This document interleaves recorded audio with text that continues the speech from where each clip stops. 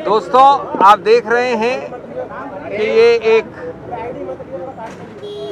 बहुपार्टी delegation जिसमें मेरे सब वरिष्ठ कॉलीग्स यहाँ खड़े हैं अलग अलग विभिन्न पार्टियों से।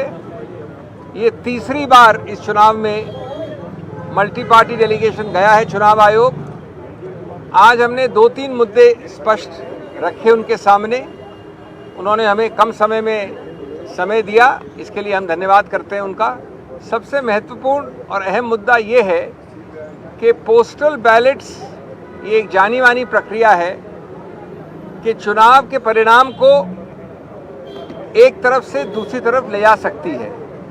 कई बार ऐसा हुआ है कि सभी पार्टियों के बीच में जो फर्क है वोट्स का वो X है, लेकिन पोस्टल बैलेट्स 2X या 3X होते हैं। यानी पोस्टल बैलेट्स निर्णायक सिद्ध होते हैं परिणाम के मामले में। इसलिए चुनाव आयोग ने एक जो रूल है, प्रावधान है, जो एक्ट के अंतर्गत रूल बनता है, जो स्टैट्यूटरी रूल होता है, कोई गाइडलाइन नहीं, कोई चिट्ठी नहीं, उसके अंदर कहा है अंतर्गत कि पोस्टल बैलेट्स की गिनती पहले ली जाएगी। यानी ईवीएम की गिनती के पहले पोस्टल बैलेट्स की गिनती ली जाएगी। ये रूल 54A में लिखा है स्पष्ट रूप से। इस बात को कई बार अलग अलग रूप से चिट्ठियों द्वारा और गाइडलाइंस द्वारा चुनाव आयोग ने दोहराया है। 2019 में बड़े स्पष्ट रूप से कहा कि पहले आप पोस्टल बैलेट की गिनती शुरू करिए, उसके कुछ समय बाद आप ईवीएम की गिनती शुरू कर सकते हैं, लेकिन, और ये बहुत अहम बात है, आप ईवीएम की गिनती खत्म नहीं कर सकते या परिणाम का अंत नहीं कर सकते जब तक पोस्टल बैलेट का पूरा रिजल्ट गणना के बाद घोषित न हो जाए। यानी पोस्टल बैलेट की गणना के बाद उसका परिणाम पहले घोषित करना अनिवार्य है। और अगर आप अंत तक पहुंच गए ईवीएम में तो उसको रोकिए जब तक पोस्टल बैलेट का आप परिणाम घोषित न करें।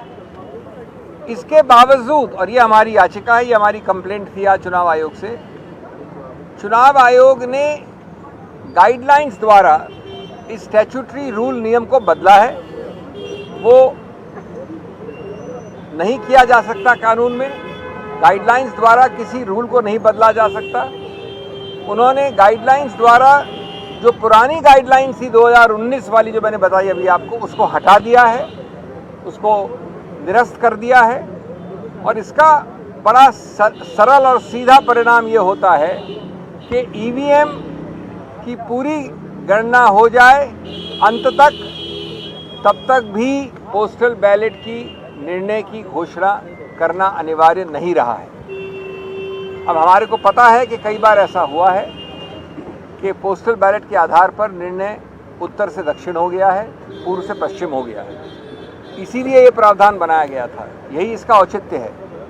इसलिए ये अति आवश्यक है कि आप कानून के अंतर्गत एक गाइडलाइन द्वारा नियम को नहीं बदल सकते। पोस्टल बैलेट जो निर्णायक एक रोल प्ले करता है, उसके लिए भी अनिवार्य है कि उसको पहले गिना जाए।